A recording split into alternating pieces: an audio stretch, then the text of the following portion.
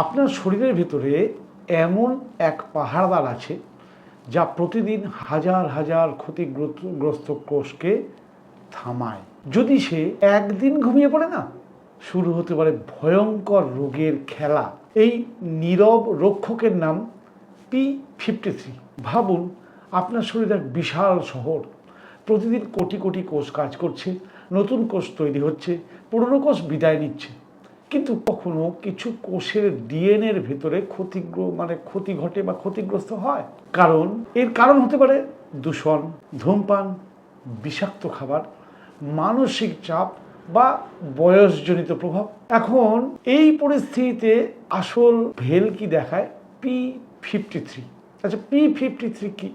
P53 হলো একটি বিশেষ ধরনের প্রোটিন, যাকে বিজ্ঞানীরা বলেন যে গার্ডিয়ান অফ জিনোম, অর্থাৎ জিনের নিরাপত্তার প্রহরী বলতে পারেন।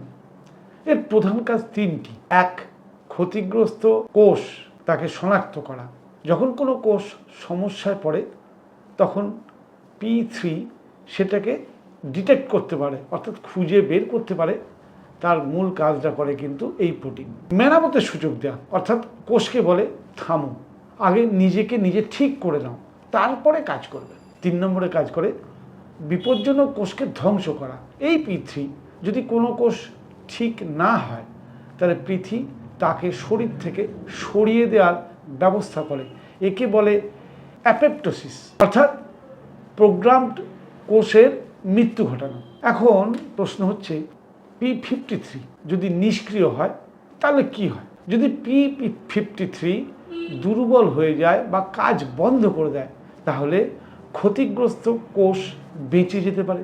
বারবার তারা মাল্টিপল ভাগ হতে বাড়তে শুরু করতে পারে। এবং বিজ্ঞান বলছে বহু ধরনের ক্যান্সারে কিন্তু এই P53 জিনে ত্রুটি দেখা গেছে। মানে রক্ষক দুর্বল হলে শত্রু তো খুব সহজে ঢুকে পড়বে না।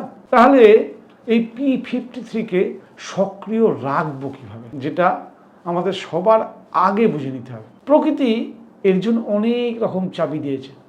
এখানে কিন্তু প্রকৃতি সর্বে সর্বা। কী করতে হবে?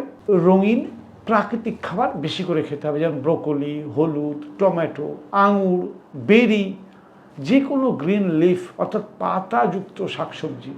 এগুলোতে অ্যান্টিঅক্সিডেন্ট ভরপুর, যেটা কোষকে রক্ষা করে, অর্থাৎ P53কে বাড়তে সাহায্য করে। 2 নম্বরে নিয়মিত শরীরচর্চা যদি করা হয়, অর্থাৎ হাঁটা, যোগব্যায়াম, প্রাণায়াম, হালকা ব্যায়াম, এগুলো কোষের ভারসাম্য রক্ষা করে। 3 নম্বরে হচ্ছে গভীর ঘুম। রাতে শরীর মেরামতের কাজ করে। কম ঘুম মানে কোষের উপর চাপ বৃদ্ধি, অর্থাৎ নিরবিচ্ছিন্ন অন্তত 7 থেকে 8 ঘন্টা ঘুম খুব জরুরি। 4 নম্বরে ধূমপান ও অতিরিক্ত মদ্যপান এড়িয়ে চলা উচিত। এগুলো ডিএনএর ক্ষতির বড় কারণ। 5 নম্বর, মানসিক চাপকে প্রোগ্রাম করে কমানোর চেষ্টা করুন। দীর্ঘদিনের স্ট্রেস শরীরে প্রদাহ বাড়ায়, অর্থাৎ ইনফ্লামেশন বাড়ায়। ধ্যান, শ্বাসের ব্যায়াম বা প্রাণায়াম, যা বলবেন, প্রকৃতির মাঝে সময় কাটান, এগুলো নিয়ে একটু ভাবুন। আর 6 নম্বর এবং শেষ, প্রসেসড খাবার কমান।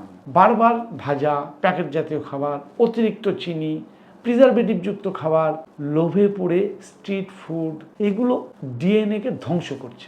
প্রকৃতির সরাসরি খাবার সরাসরি ফার্মে নিন। যখনই মানুষের রান্নাঘর বা ফ্যাক্টরি হয়ে ঘুরে এলো তখনই কিন্তু সেই খাবারটা আমাদের স্বাস্থ্যের জন্য মারাত্মক ক্ষতি।